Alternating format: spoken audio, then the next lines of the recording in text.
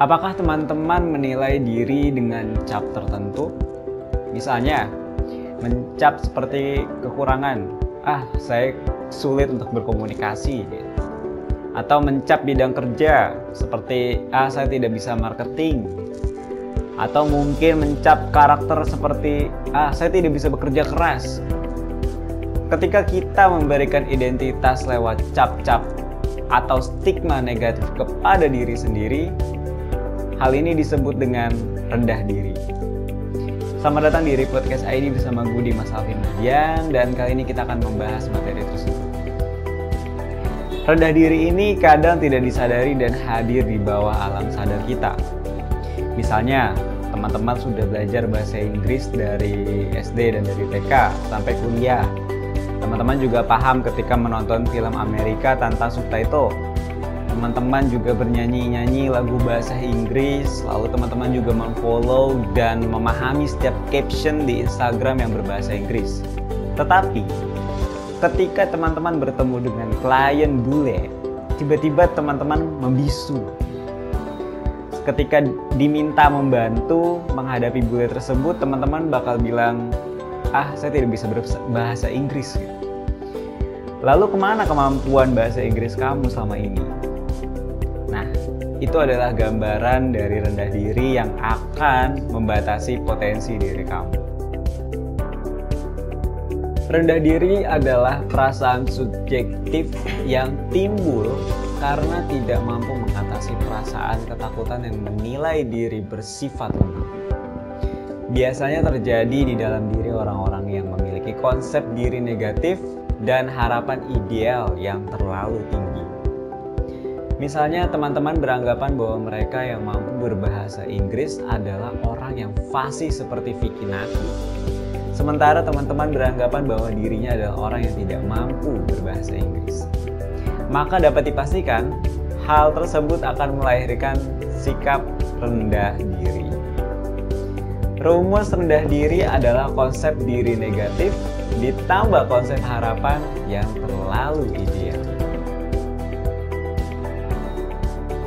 Sekarang kita bahas dulu bagaimana konsep diri yang ideal.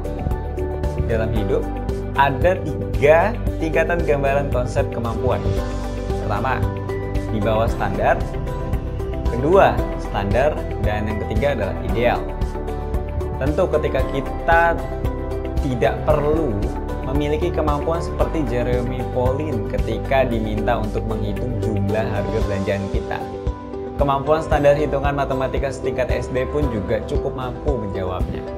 Sehingga setiap kita menghadapi sebuah tantangan, kita harus menghitung dulu standar keahlian yang dibutuhkan. Barulah kita menilai tingkat kemampuan kita. Tapi masalahnya acap kali kita tidak tahu apakah kita mampu menghadapi sebuah tantangan atau tidak. Kadang, kemampuan kita berkembang melampaui diri kita yang sebenarnya. Misalnya, kemampuan memasak.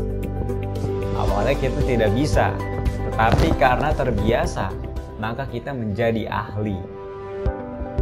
Untuk menghadapi konsep harapan, pertama, hadapi tantangan. Jangan langsung mundur. Ada baiknya kita mencoba terlebih dahulu. Kali aja ternyata kamu mampu melewati tantangan itu. Kedua, nilai kemampuan secara benar. Contohnya, jangan bilang kalau kamu pasti gagal dalam presentasi karena kamu kurang rupawan. Padahal yang dinilai dalam presentasi bukan rupa kamu, tapi apa yang kamu sampaikan dalam presentasi itu. Sekarang kita bahas kemampuan diri kita. Perlu teman-teman ingat bahwa manusia bukanlah makhluk yang diam. Manusia senantiasa bergerak dan berubah. Tentunya terus bertumbuh. Kemampuan kita hari ini tidaklah sama seperti kemampuan diri kita yang kemarin. Kemampuan dapat berkembang dengan beberapa cara. Pertama, karena belajar. Jeremy Pauline tidak lahir dan tiba-tiba bisa matematika. Tentu dia ada proses belajarnya. Yang kedua, karena pembiasaan. teman-teman akan sadar bahwa Jeremy Pauline terbiasa mengasah otaknya dengan matematika. Jeremy Pauline akan kalah jika ditantang melakukan sesuatu yang tidak biasa dia lakukan. Contohnya seperti memasak dan menyaingi Chef Renata, Chef Arnold, dan Chef Juna. Ketiga, karena pergaulan. Nah, kemampuan acapkali berkembang akibat tertular oleh sahabat.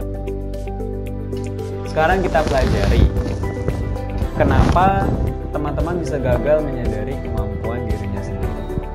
Yang pertama, karena lingkungan.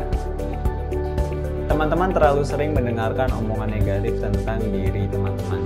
Padahal teman-teman itu mampu menghadapi tantangan tersebut. Yang kedua, karena diri sendiri. Teman-teman mampu tapi takut mencoba dan akhirnya menyimpulkan bahwa teman-teman tidak mampu. Nah, sangat disayangkan karena jika demikian, teman-teman tidak akan pernah maju dalam menjejaki karir. Terima kasih sudah menonton dan mendengarkan program Generasi Z. Bagi kalian yang suka dengan program Generasi Z, silakan like, komen, dan subscribe di channel YouTube Reaksi Indonesia. Serta juga kalian bisa men-follow Generasi Z di Spotify. Oke, see you next time everyone. Stay healthy and bye-bye.